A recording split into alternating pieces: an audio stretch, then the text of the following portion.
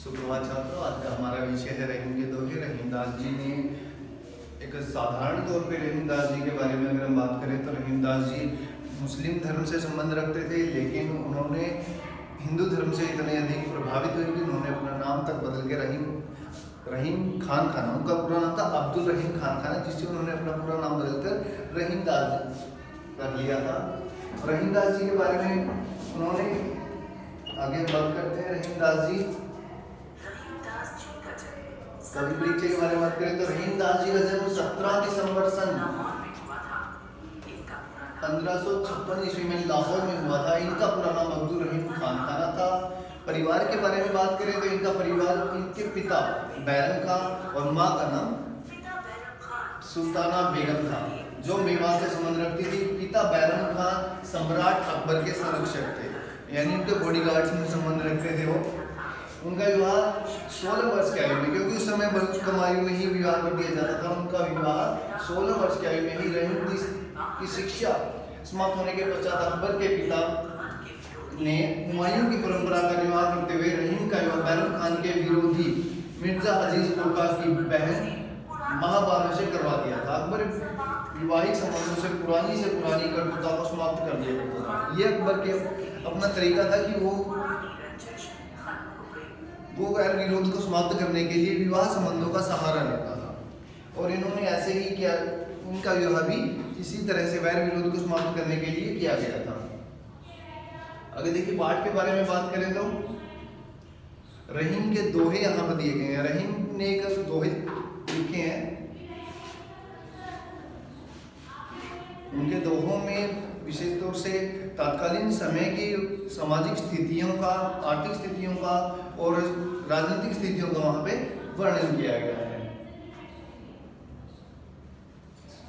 सन 1562 में बैरम खान की मृत्यु के बाद अकबर ने रहीम की शिक्षा की जिम्मेदारी स्वयं ले ली। इनकी शिक्षा के लिए मुल्ला मोहम्मद अमीन को नियुक्त किया गया, क्योंकि उस समय कोई विद्यालय नहीं होते थे और कोई मस्जिद वगैरह में जाकर भी शिक्षा नहीं लेते थे, इसलिए उनकी शिक्षा घर पर ही हुई। साहित्य, बाल्यकाल से ही साहित्य में प्रेम था, उनका साहित्य पर रुचि थी, बुद्धिमान भी थे। उन्होंने अनेक भाषाओं जैसे अरबी, तुर्की, फारसी आदि सीखी। उन्होंने छंद रचना, कविता करना, गणित, तर्कशास्त्र, फारसी और संस्कृत व्याकरण का भी ज्ञान प्राप्त किया।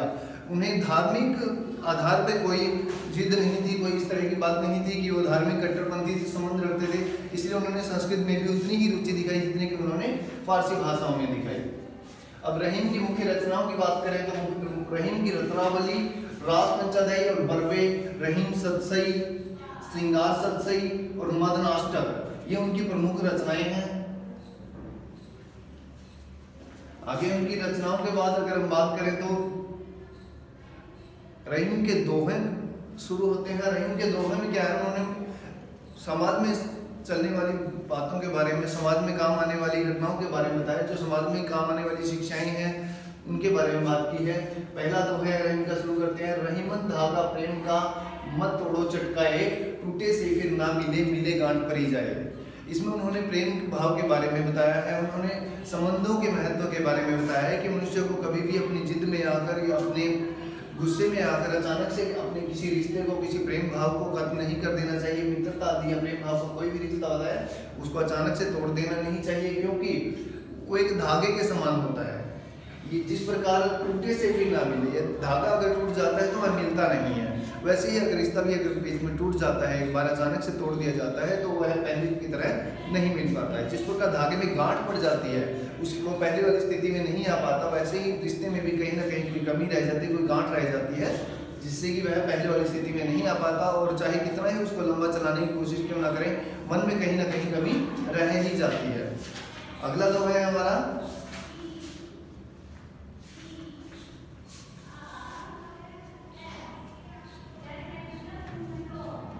इसमें प्रसंग के बारे में लिखा जाता है। तो प्रसंग, हम दोहे को एक्सप्लेन करते हैं तो प्रसंग लिखा जाता है। प्रसंग हमारे जो सीबीएसई बोर्ड के पैटर्न की अगर हम बात करें तो हम ना तो प्रसंग, इसकी व्याख्या भी इतना प्रभाव नहीं डलता है, तो हम क्या करते हैं, हमारे पास प्रश्नोत्तर आते हैं। केवल हम इसको भाव को अच्छे से अच्छे समझना है, इसे अच्छे तरीके से समझेंगे, जिससे क्या होगा, हम अगले दोहे के बारे में बात करते हैं। हमें केवल प्रश्नों के उत्तर देने हैं, इसलिए हमें केवल अर्थ को अच्छे से समझना है। ना कि हमें ज़्यादा से ज़्यादा लिखने के पैटर्न पर ध्यान देना है, क्योंकि बोर्ड में हमारे पास व्याख्या लिखने के लिए पेपर में हमारे पे व्याख्या नहीं आती है, बल्कि प्रश्नोत्तर आते हैं। जितना हम इसको अच्छे से पढ़ेंगे उतना हम इन बिटवीन जो आने वाले प्रश्न हैं उनको भी उत्तर अच्छे प्रकार से दे पाएंगे। दूसरा हमारा दोहा है, रहीमन निज मन की विथा मन ही राखो गोए, सुनी अटले ही लोग सब बांट ले न कोई।